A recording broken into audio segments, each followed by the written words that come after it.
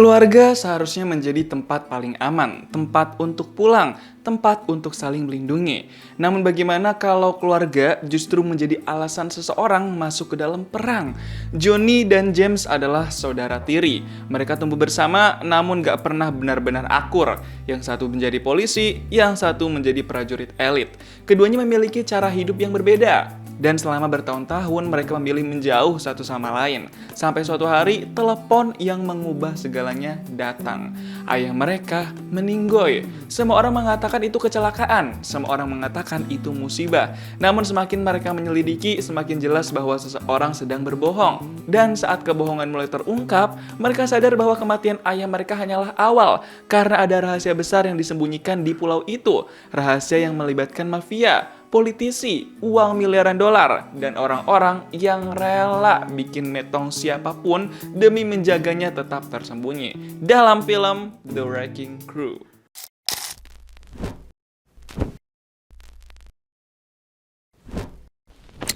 Suatu malam di momen perayaan Imlek atau Tahun Baru Cina, ada seorang bapak-bapak tua yang membawa sebuah paket. Bapak-bapak itu kelihatan gelisah banget jalannya. Dia kelihatan kayak was-was dan takut dimata-matai. Tapi bapak itu terus berjalan buat naruh paket itu ke sebuah box dan nantinya bakal dikirim.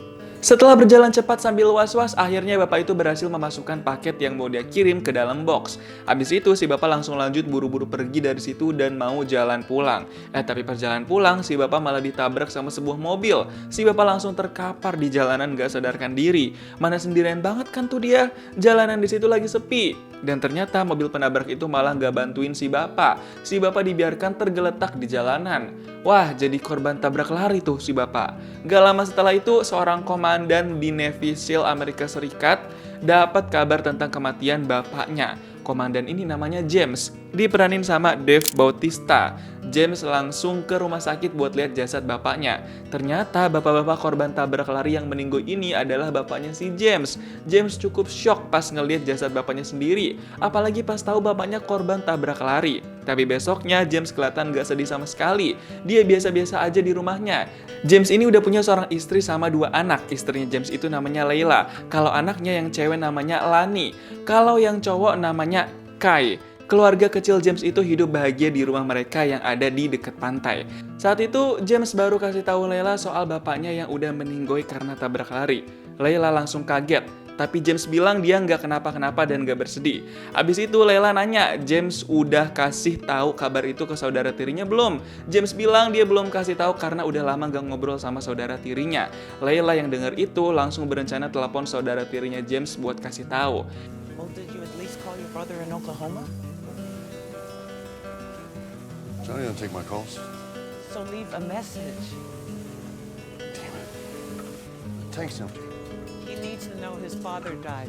Ini dia nih saudara tirinya James, dia namanya Johnny, diperanin sama Jason Momoa.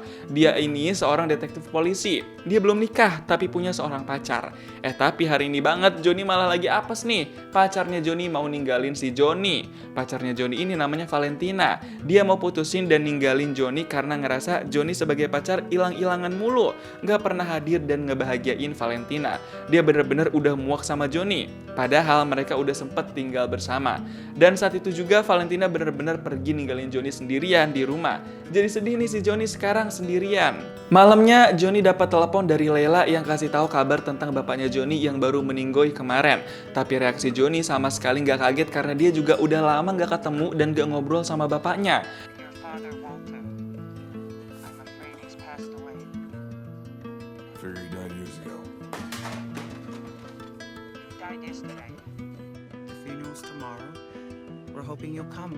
Layla sempat nyinggung Johnny yang gak akrab sama James, apalagi udah berpuluh-puluh tahun gak ketemuan. Pasti aneh banget rasanya. Tapi Layla bilang dia berharap Johnny bisa datang ke pemakaman besok hari. Abis itu Johnny ke kamar mandi buat kencing. Tapi tiba-tiba ada 2 orang yang masuk ke kamar mandinya juga. 2 orang itu bawa senjatong buat ngancem-ngancem Johnny. Dan 2 orang itu adalah orang Jepang. Johnny agak kaget, tapi berusaha tetap santai. Di situ 2 orang Jepang nanya tentang paket yang dikirim bapaknya Johnny ke rumah si si Johnny. Tapi Johnny bilang dia nggak tahu apa-apa karena dia nggak menerima paket datang dari manapun. Tapi si orang Jepang itu nggak percaya. Mereka sampai ngancam-ngancam Johnny dan kasih tahu kalau mereka itu anggota Yakuza, sindikat kejahatan terorganisir di Jepang. Tapi Johnny nggak takut sama sekali.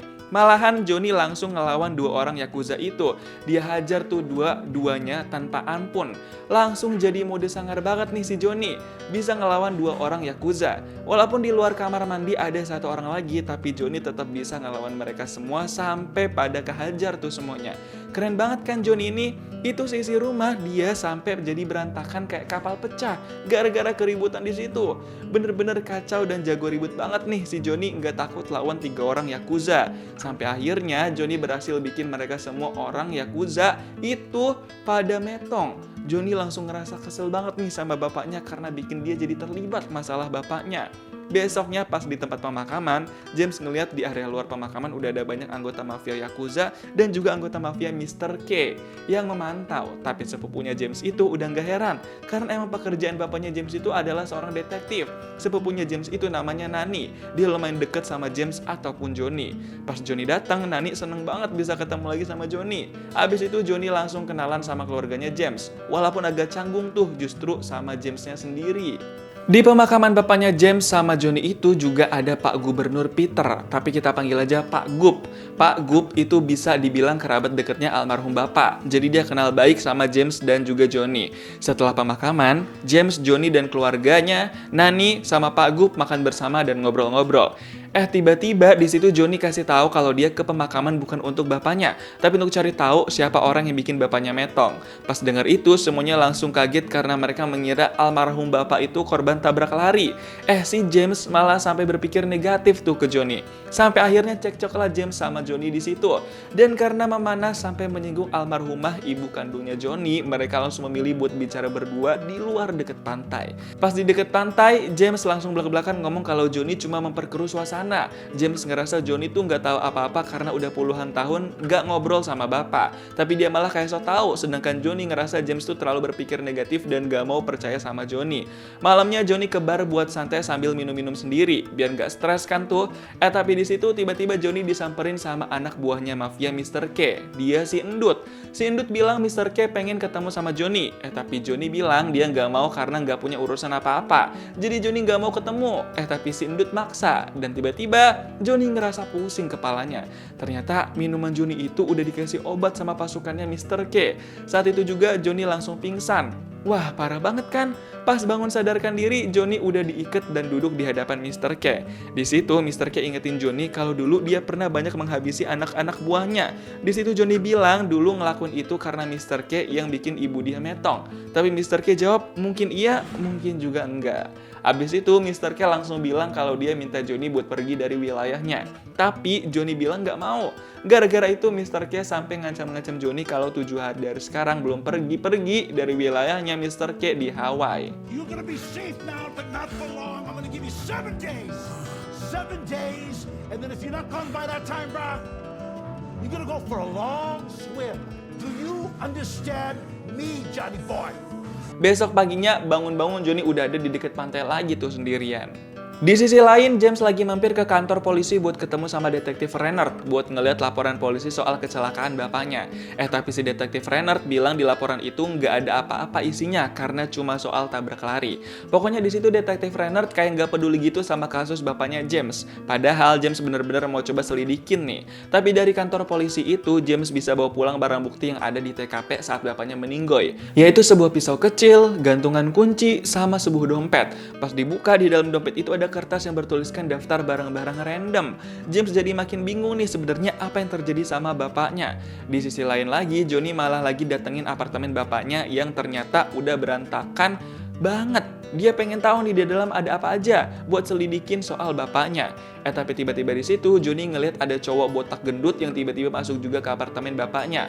Dia langsung labrak dong orang itu sampai orangnya kaget dan ngelempar barang ke Johnny. Habis itu dia langsung kabur keluar. Tapi akhirnya pas dikejar sampai luar, Johnny bisa nahan orang itu. Gak pakai lama mereka langsung ngobrol berduaan apa maksud dari masing-masing. Si orang itu namanya Pika. Dan ternyata dia itu cuma orang yang kerja sama almarhum bapaknya Johnny sebagai pertas dan penyedap elektronik. Bahkan Pika baru tahu kalau dia lagi berhadapan sama sama Johnny, anaknya almarhum bapak. Dan saat itu juga Johnny langsung percaya sama Pika. Si Pika langsung disuruh kerja buat Johnny menyelidiki kasus almarhum bapaknya. Di sisi lain lagi, James lagi ke TKP buat menyelidiki sendiri nih. Dan dia ngeliat ada toko pinggir jalan yang CCTV-nya mengarah ke titik pas bapaknya ditabrak. Jadi dia pengen samperin toko itu buat minta lihat rekaman CCTV beberapa hari lalu. Tapi pas udah ngasih duit buat ngeliat rekaman CCTV, James malah ditolak mentah-mentah sama pemilik toko itu.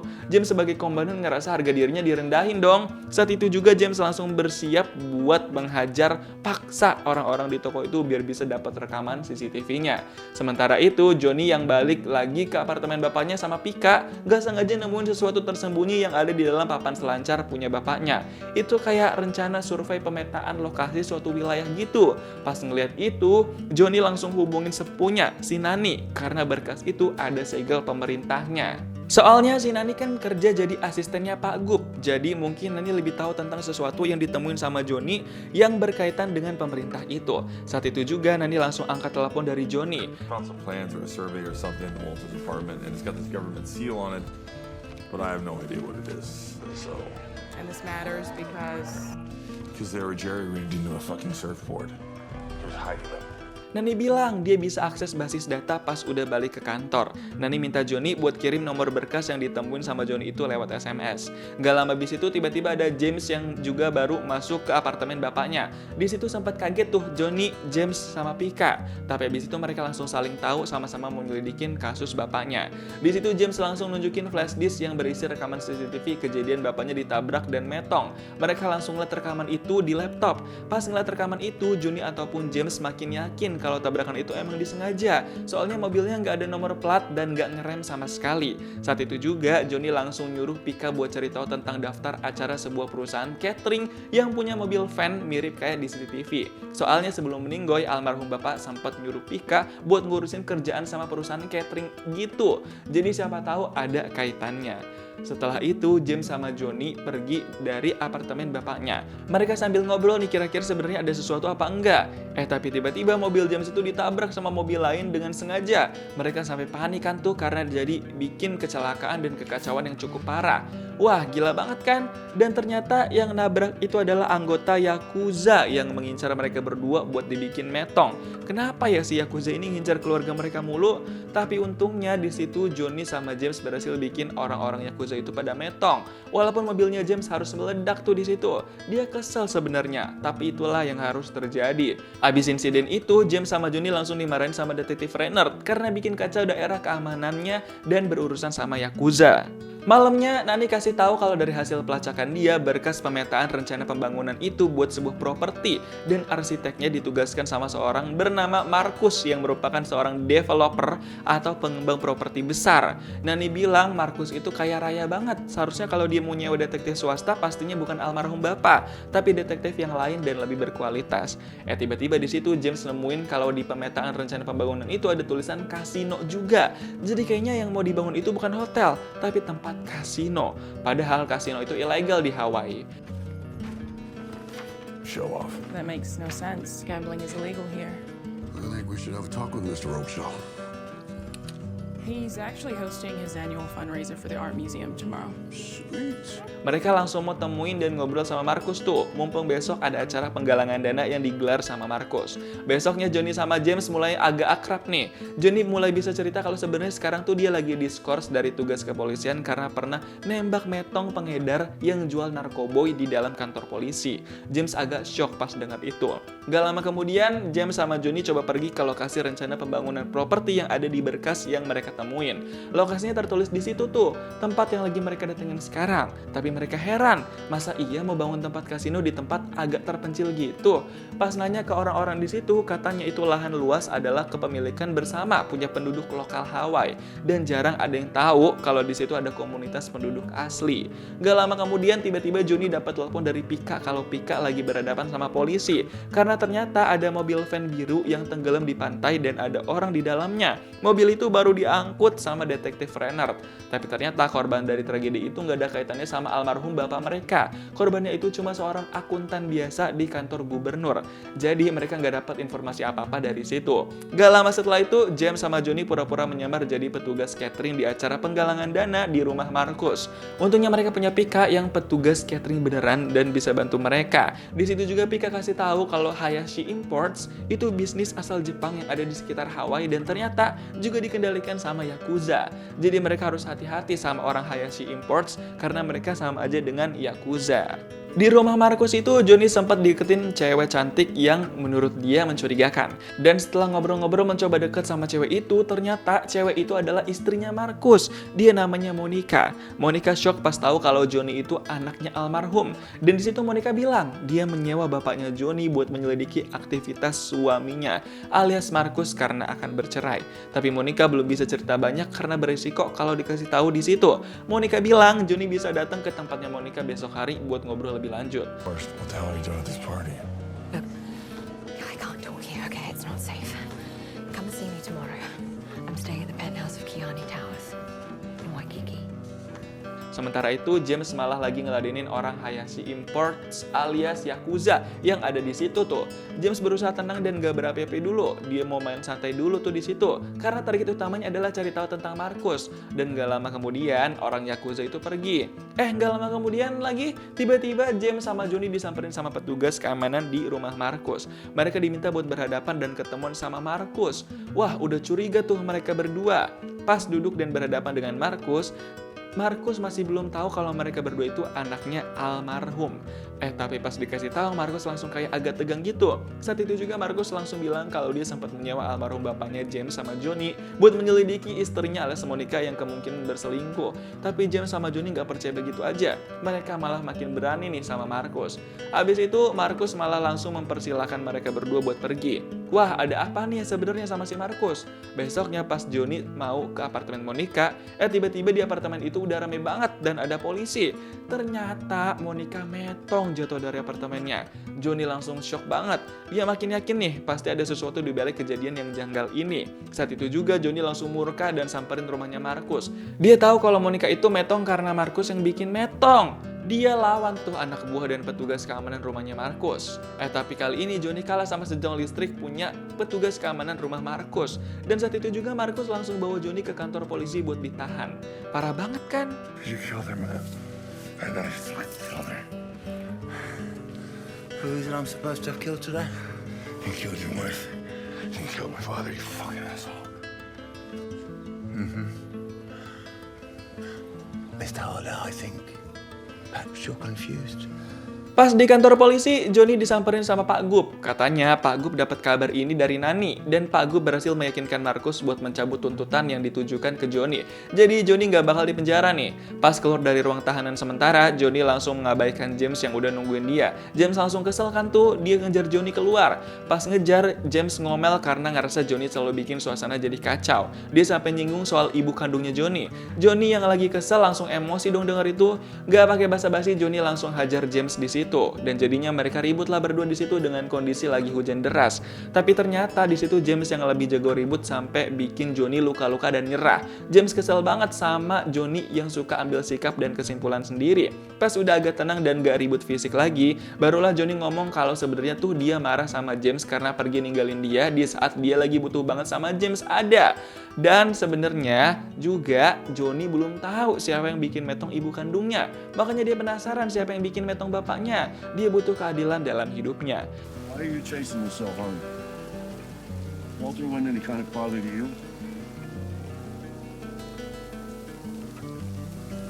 I never found the man that killed my mom. Now someone killed my father. James langsung luluh karena Johnny ngomong begitu, dan akhirnya mereka baikan. Beberapa jam setelah itu, Johnny dapat telepon dari pacarnya yang sempat ninggalin dia, si Valentina. Valentina bilang dia mau ngambil sesuatu di rumah Johnny dan dia ngeliat ada paket buat Johnny. Saat itu juga Johnny langsung ingat almarhum bapaknya kirim paket ke rumah dia buat dia, kata orang Yakuza.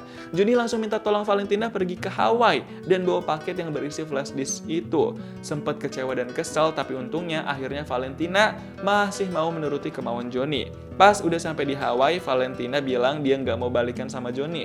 Dia cuma mau ke pantai di Hawaii aja. Dan yang penting flash disknya beneran dibawa sama Valentina dan sekarang udah sama Johnny, James, dan Pika tuh.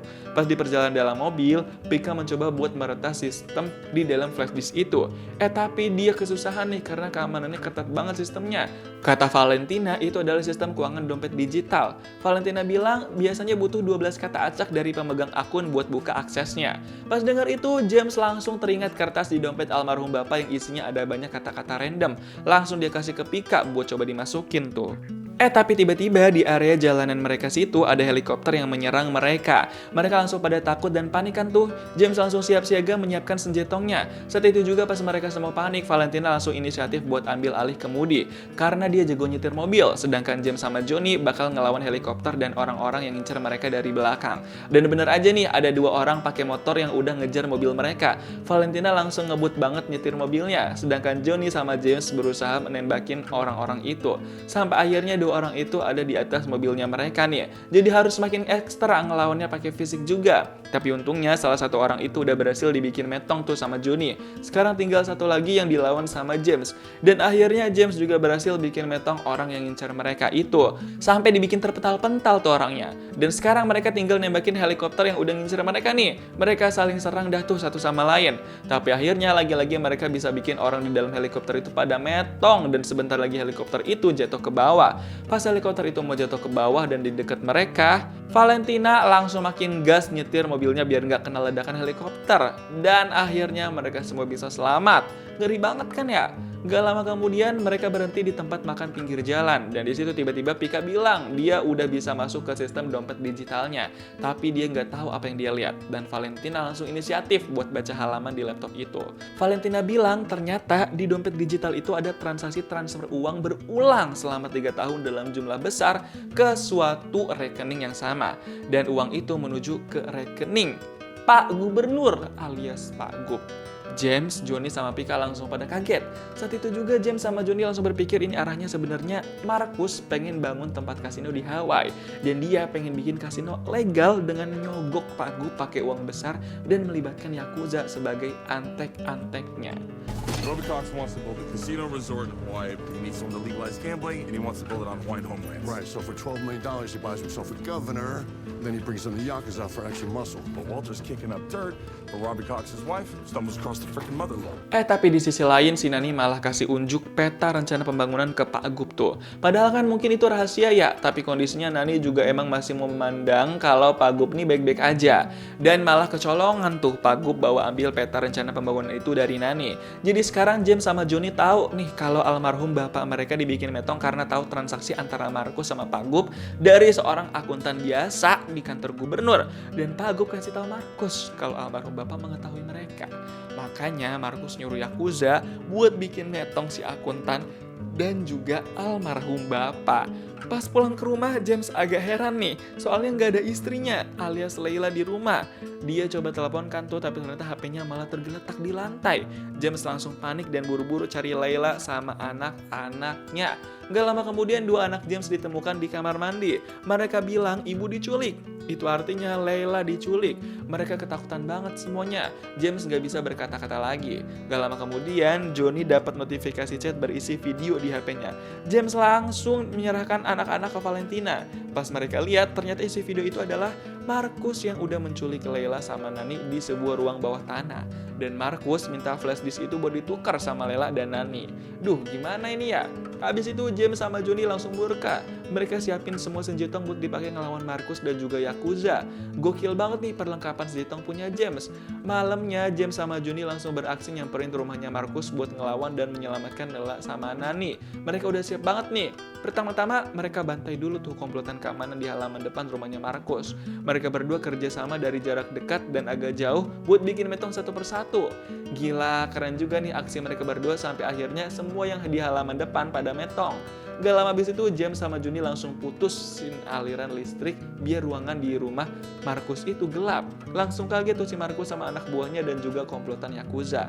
Pas anak buahnya Marcus ngeliat kondisi rumah, dia langsung kaget ngeliat komplotannya udah pada metong. Dia langsung laporan ke Marcus, tapi keburu dibikin metong sama Johnny tuh. Johnny langsung bilang kalau mereka akan bertemu sebentar lagi. Pas mau ke ruang bawah tanah, James udah dikepung sama beberapa orang Yakuza tuh. Dia langsung ngelawan satu persatu Yakuza itu pakai senjatanya. Dia nggak takut sama sekali, bahkan nggak kasih ampun. Serem banget nih si James karena orang Yakuza pada metong satu persatu akhirnya. Nggak lama setelah itu, James sama Johnny udah masuk ke ruang bawah tanah. Mereka langsung selamatin Lela dan juga Nani. Marcus sama ketua Yakuza lagi ngumpet tuh. James sama Johnny langsung nyuruh Lela sama Nani buat cepet-cepet pergi dari situ. Karena James sama Johnny masih harus ngelawan Marcus dan ketua Yakuza. Gak lama kemudian ketua Yakuza baru keluar dan kelihatan nih pakai senjatong. James harus ngelawan si ketua Yakuza itu. Sedangkan Johnny lagi duel sama Marcus yang berusaha mau kabur keluar pakai kapalnya tuh. Johnny langsung hajar si Marcus. Jadi sama-sama duel nih. James versus ketua Yakuza, Johnny versus Marcus. Dan duel masing-masing itu sama-sama sengit. Johnny hampir kalah nih ngelawan Marcus. Ternyata si Marcus juga jago ribut. Sedangkan James lagi berusaha bikin ketua Yakuza KO. Dan akhirnya James berhasil bikin ketua Yakuza itu metong. Puas banget tuh dia rasanya. Dan sekarang dia langsung buru-buru keluar buat bantuin Johnny yang lagi sengsara dilawan Marcus. Di luar Johnny bilang dia udah ngerebut alat duar punya Marcus. Dan saat itu juga Johnny langsung ledakin alat duar dan bikin tempat itu jadi menduar-duar. Marcus metong kena ledakan, sedangkan Johnny terpental ke perairan itu dan tenggelam.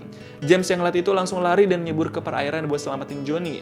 Gila, abang nyelamatin adik banget nih jadinya. Dan untungnya Johnny masih bisa diselamatkan dan tetap hidup. Perjuangan dan kerja sama mereka berdua bener-bener nggak main-main. Keren dan sedap banget. Besoknya Pak Gup langsung ditangkap dan ditahan sama detektif Renner. Rasain tuh si Pak Gup, dia udah nggak bisa ngelak lagi. Beberapa hari kemudian, Johnny disamperin sama Mr. K. Di situ Mr. K bilang kalau dia sebenarnya udah tahu tentang permasalahan yang terjadi, tapi dia membiarkan Johnny sama James yang bertindak. Makanya saat itu dia membiarkan Johnny tetap hidup. Dan saat itu juga Mr. K kasih tahu siapa orang yang bikin metong ibu kandungnya Johnny. What's this? A little token of my aloha, bro. It's the name of the man who killed your mother. And it wasn't one of mine.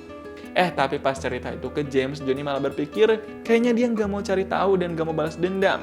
Sekarang dia lebih milih buat memaafkan dan memanfaatkan waktu bareng keluarga dia yang kembali utuh walaupun tanpa bapak dan ibu. Film The Wrecking Crew bukan hanya tentang aksi, bukan hanya tentang ledakan, dan bukan hanya tentang dua pria besar yang menghajar puluhan musuh. Di balik semua adegan spektakulernya, film ini berbicara tentang keluarga, tentang hubungan yang rusak, tentang orang-orang yang terlalu lama menyimpan ego. Johnny dan James menghabiskan bertahun-tahun saling menyalahkan, saling menjauh, dan berpikir mereka tidak membutuhkan satu sama lain. Namun saat keadaan menjadi sulit, mereka sadar bahwa keluarga bukanlah tentang selalu setuju, bukan tentang selalu akur, melainkan tentang siapa yang tetap berdiri di sampingmu ketika semuanya runtuh. Film ini juga menunjukkan bahwa kebenaran seringkali mahal. Kadang untuk mengungkap satu kebohongan, kita harus menghadapi orang-orang yang jauh lebih kuat, lebih kaya, dan lebih berbahaya. Namun jika tidak ada yang berani melawan, maka kebohongan akan terus menang. Pada akhirnya, warisan terbesar ayah mereka bukanlah uang, bukan rumah, bukan harta benda, melainkan kesempatan terakhir bagi kedua putranya untuk menjadi keluarga lagi. Dan mungkin itulah kemenangan terbesar dari semuanya. Gimana nih pendapat kamu tentang film The Wrecking Crew? Coba tulis di kolom komentar dan kasih tahu kamu mau diceritain alur film apa selanjutnya.